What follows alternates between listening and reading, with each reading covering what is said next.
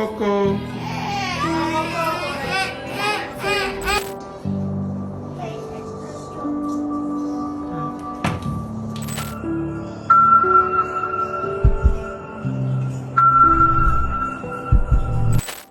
अस्सलाम वालेकुम। उम्मीद करता हूँ कि आप सब खैरियत से होंगे। आज की वीडियो थोड़ी-सी डिफरेंट है और आज जिस टॉपिक के ऊपर ये वीडियो बनाने जा रहा हूँ इसकी इम्पोर्टेंस बहुत ज़्यादा है और रिसेंटली मेरी फैमिली के अंदर ही ये केस मेरे सामने आया और मुझे लगा इसको देख के कि आपके सामने ये आना चाहिए और इसकी एक अवेयरनेस आप लोगों तक पहुँचनी चाहिए।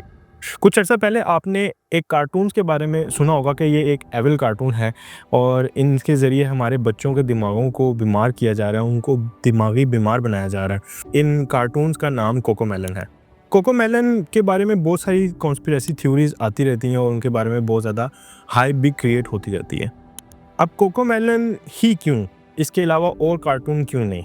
इसके बारे में बात करेंगे। कोकोमेलन जो कार्टून है, इनके पीछे क्या ऐसी रीज़न है जिसकी वजह से बच्चे दिमागी तौर पे बीमार हो रहे हैं? इन्हीं रीज़न्स को आज हम इस वीडियो के अंदर डिस्कस करेंगे।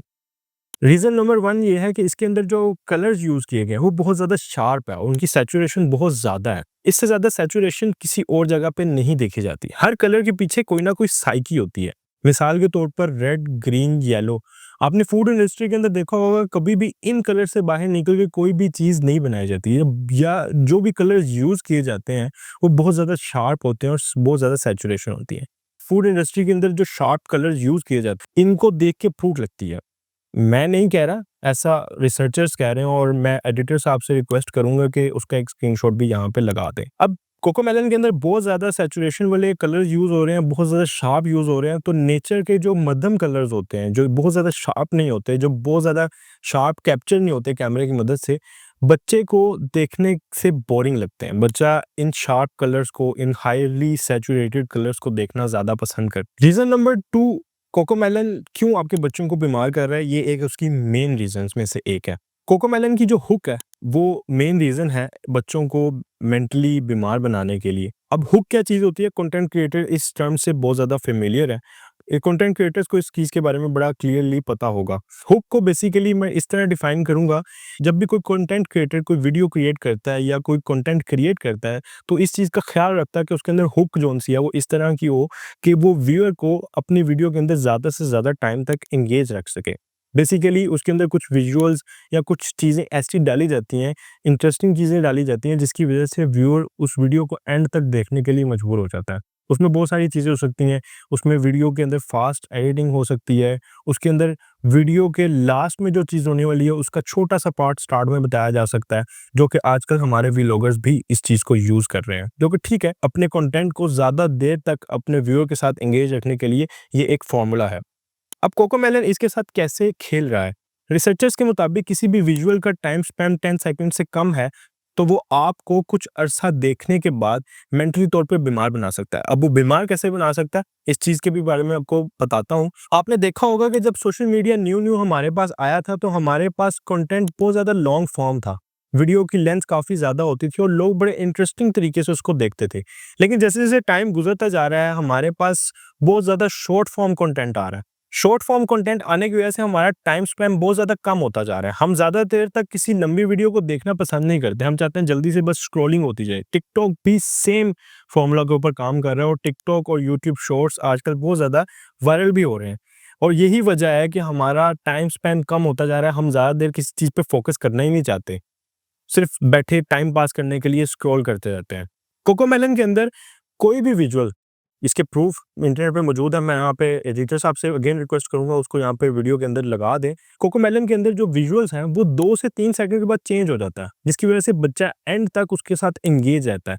अब हाईली सैचुरेटेड कलर्स और उसकी जो हुक है, जो उसके विजुअल 2 से 3 सेकंड के बाद चेंज हो रहे हैं, बच्चे को सुनने के बजाय देखने पे मजबूर करते हैं। और आपने ये चीज़ सुनी होगी कि बच्चा जो देखता है वही सीखता है और इन्हीं रीज़न की वजह से बच्चा ऑटिज़म का शिकार भी होता जा रहा है।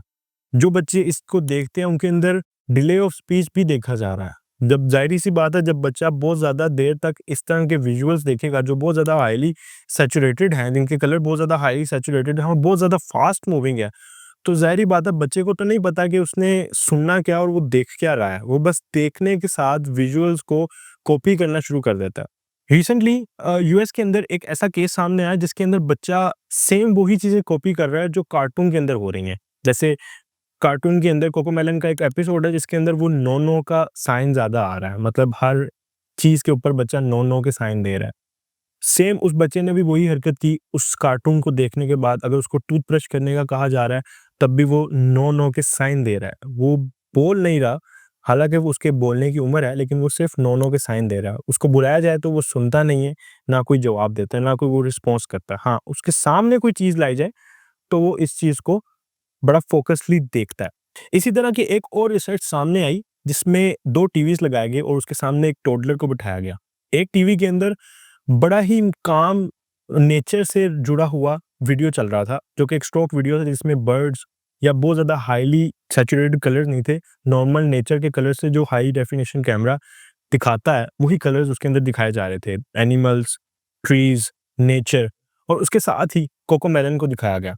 विदिन 15 सेकंड्स बच्चे ने अपने चेहरे को कोकोमेलन की तरफ कर लिया और मुसलसल बच्चा उसके साथ एंगेज रहा। इस रिसर्च से ये चीज़ बिल्कुल वाज़ेह हो गई कि कोकोमेलन अपने व्यूअर्स को या उन बच्चों को जो इसको देखते हैं, वो मुसलसल हुक्ड रखता है और एक तरह का हिप्नोटिज़्म के अंदर ले जाता है।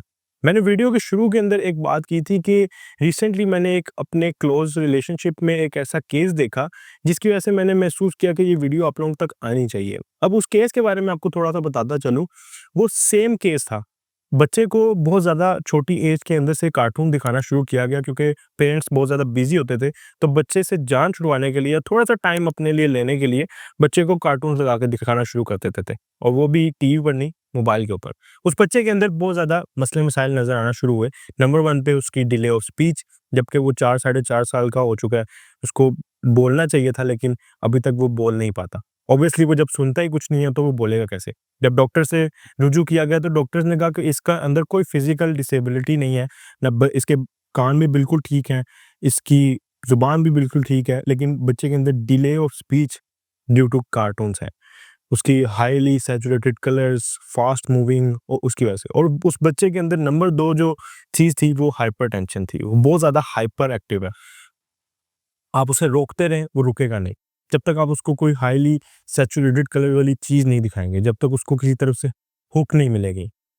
नंबर 3 पे ये दोनों चीज़ें मिला के उसको ऑटिज़्म वाली साइड पे लेके जा रही हैं। उन्हीं का एक छोटा बच्चा, जो उससे हाफ़ ऑफ द एज है, उसके साथ उन्होंने ये मामला नहीं किया। उसको प्रॉपर टाइम दिया, उसको नेचर की तरफ लेके गए, उसको कार्टून्स की जगह नेचर दिखाई गई। क्योंकि बच्चे को तो नहीं पता वो क्या देख रहा है या बच्चे को तो नहीं पता कि उसने क्या देखना है। लेकिन जब आप उसे दिखाएँगे हाइली सैचुरेटेड कलर्स और इस तरह के कार्टून्स तो उसने उसको एक आदत पड़ जाएगी इनको देखने की, वो एडिक्ट हो जाएगा इनको देखने का। जब तक वो इनको देखेगा नहीं, वो आपकी बात मानेगा ही नहीं। दूसरे बच्चे को उन्होंने ऐसा कुछ भी नहीं दिखाया, उसको बर्ड्स, कार्टून या उन स्टॉक वीडियोज़ पे लेके गए, जो नॉर्मली दुनिया के अंदर नज़र आते हैं कलर्स। ज़्यादातर अपने साथ इंटरैक्ट रखा। वो हाफ़ ऑफ द एज है, उसके अंदर बहुत ज़्यादा चेंज है उस बच्चे के एवज़, जिस बच्चे को कोकोमेलन जैसे कार्टून दिखाए गए। अब इस वीडियो को कंक्लूजन वाली साइड पर लेके चलते हैं और कंक्लूजन वाली साइड पे ले जाते हुए मैं पेरेंट्स को एक एडवाइस करना चाहता हूँ कि आप अपने बच्चों से थोड़ी देर के लिए भी जान छुड़वाने के लिए उनको कोकोमेलन जैसे कार्टून्स का सहारा देते हैं। उनको कोकोमेलन जैसे कार्टून मोबाइल पर लगा कर दे देते हैं, लेकिन आपको अंदाज़ा ही नहीं है आपकी इस हरकत की वजह से बच्चों को आगे चल के किस तरह के मसले मसाइल का सामना करना पड़ सकता है। केसेज़ आपके सामने हैं और अगर आप चाहते हैं कि इस तरह का कोई मसला आप लोगों के अपने बच्चे के अंदर ना आए, तो ज़्यादा से ज़्यादा उसे नेचर के साथ एंगेज करें। वो चीज़ें दिखाएँ जो नेचर से उसको फ़ैमिलियर लगें और ज़्यादा से ज़्यादा अपने साथ इंटरैक्ट करवाएँ। बाद में आप लोग इस चीज़ को रिग्रेट करते हैं कि बच्चा हमें ज़्यादा टाइम नहीं देता, वो अपनी मस्ती के अंदर लगा रहता है या मोबाइल का यूसेज बहुत ज़्यादा है उसका। और कोशिश करें कि बच्चे को शॉर्ट टाइम स्पैन वाली चीज़ों से दूर रखें। जिनके विजुअल बहुत ज़्यादा हाइली सैचुरेटेड कलर से बने हुए हैं या बहुत ज़्यादा उनका टाइम फ्रेम कम है, लॉन्ग फॉर्म कंटेंट बच्चे को दिखाएँ और कुछ इन्फॉर्मेटिव दिखाएँ नेचर से जुड़ा हुआ। उम्मीद करता हूँ कि आपको ये वीडियो पसंद आई होगी। अगर पसंद आई है तो इसको लाइक, कमेंट, शेयर करना मत भूलिएगा। चैनल को सब्सक्राइब कर दें। मिलता हूँ नेक्स्ट वीडियो के अंदर। तब तक के लिए अल्लाह हाफ़िज़।